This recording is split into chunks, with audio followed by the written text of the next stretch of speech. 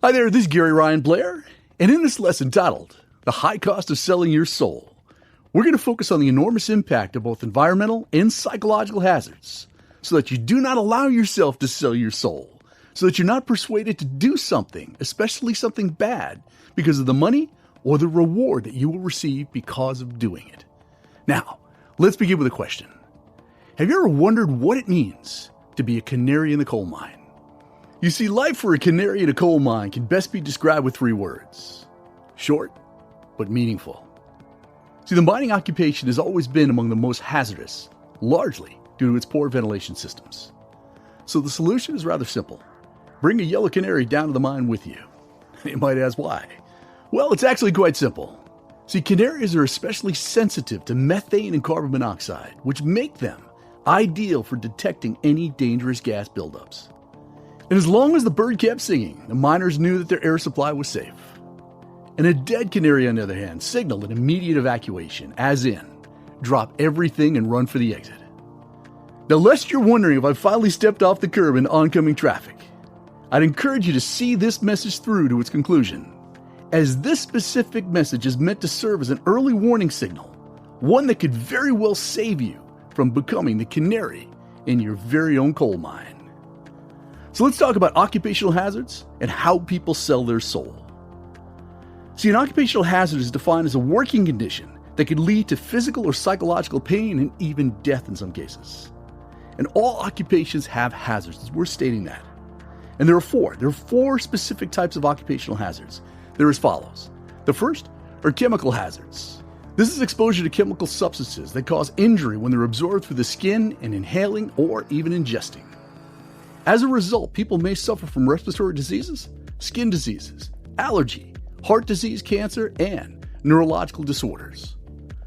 The second type of hazard are biological hazards.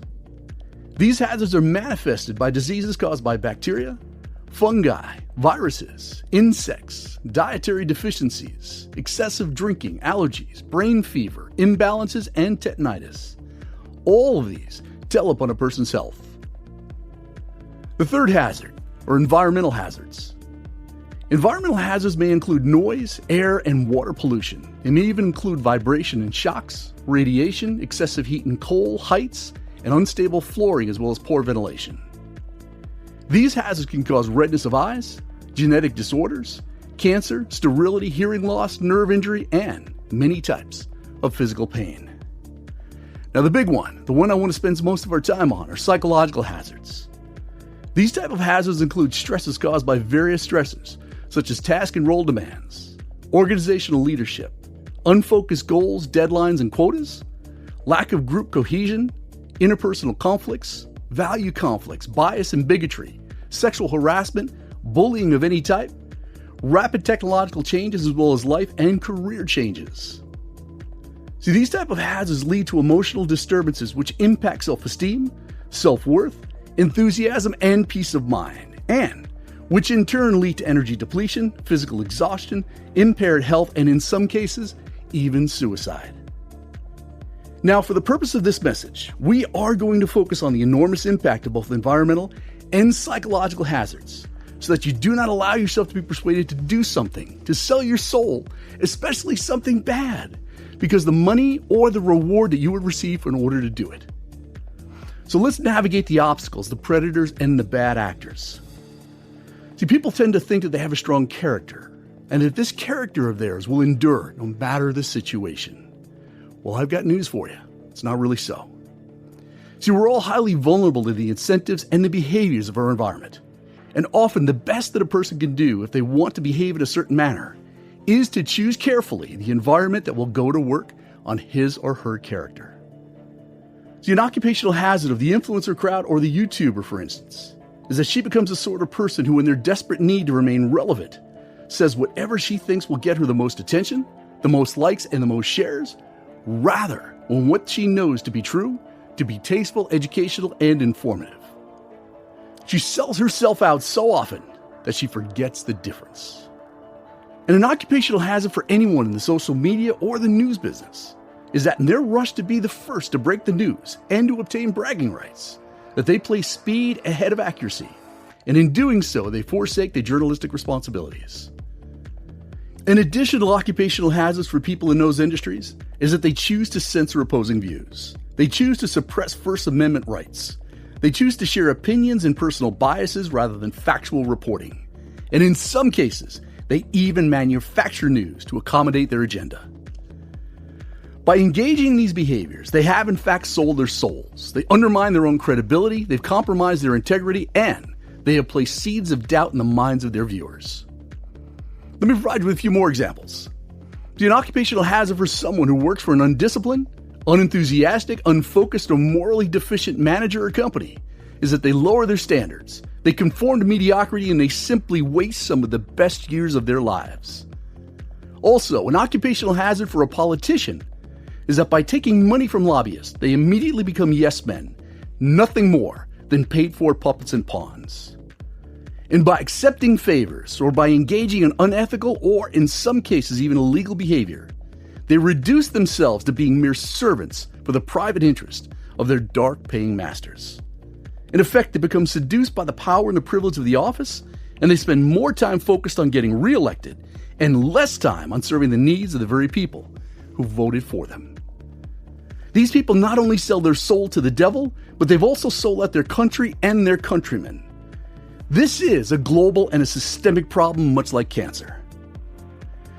The occupational hazards of being a CEO or even a board member for a public corporation is that the temptation when deciding how to behave wind up placing too little weight on long-term decisions and far too much weight on short-term quarterly goals and appeasing shareholders' greedy demands for a quick profit. And for those in a position of power and influence, and I'm talking about any type of power and influence to include charities, entertainment, education, climate, medical, law, and even the church, an occupational hazard is to believe that they're beyond reproach. And rather than using their power and influence to serve, to help, to empower, and to lift up others, they do the exact opposite. They intimidate, they bully, they harass, they control, and they even destroy. An occupational hazard for an ambitious young person who goes to work at an investment banking firm is that they become easily corrupted by the system and they sell their soul faster than a speeding bullet. And rather than build a life of substance, of value and contribution, they soon go to work gaming rating companies, selling stocks that they would never buy themselves, and designing securities to fail so that they might make a killing off the investors that they dupe into buying them. These people actively go to work on rigging various markets at the expense of the wider society, and they encourage all sorts of people to do stuff with their capital and their companies that they have absolutely no business doing. Now let me be absolutely clear on this next point. The billionaire technocrats who track your every move, who censor your voice and who ban you from their platforms, they have all sold out. They exist for one reason: to serve and to fulfill the agenda of their dark masters. And this also goes for the bought and paid for millionaire politicians, media personalities, and opinion leaders that they employ, because these people do not care about preserving humanity. They're not the least bit interested in serving their community, nor do they give a rat's ass about saving our planet. They have sold their soul to the devil and view you and I as nothing more than useless eaters, things to control, manipulate, destroy, and discard. And whenever these people engage in any kind of public service, when they give to charity or perform any kinds of kindness, always, by the way, with the camera rolling, it has absolutely nothing to do with benevolence, and it has everything to do with enhancing their public image and their fortunes. And this is something that many who worship the rich, the professional athletes, and the entertainers simply do not understand. That the global elite have all made a deal with the devil. They've sold their souls and they only care about themselves, about controlling others, and adding to their own personal wealth. So let's talk about saving your soul, about not conforming, about what is it that you can do in order to protect yourself. See, the intense pressure to conform, to not make waves, to simply go along with the accepted norm has got to be one of the most depressing experiences of life. A true occupational hazard, and it's a trap that far too many of us have fallen victim to. You got to remember that what you put up with, you will end up with. That's why you must understand that the greatest influence on your life is your environment, and environment is everything.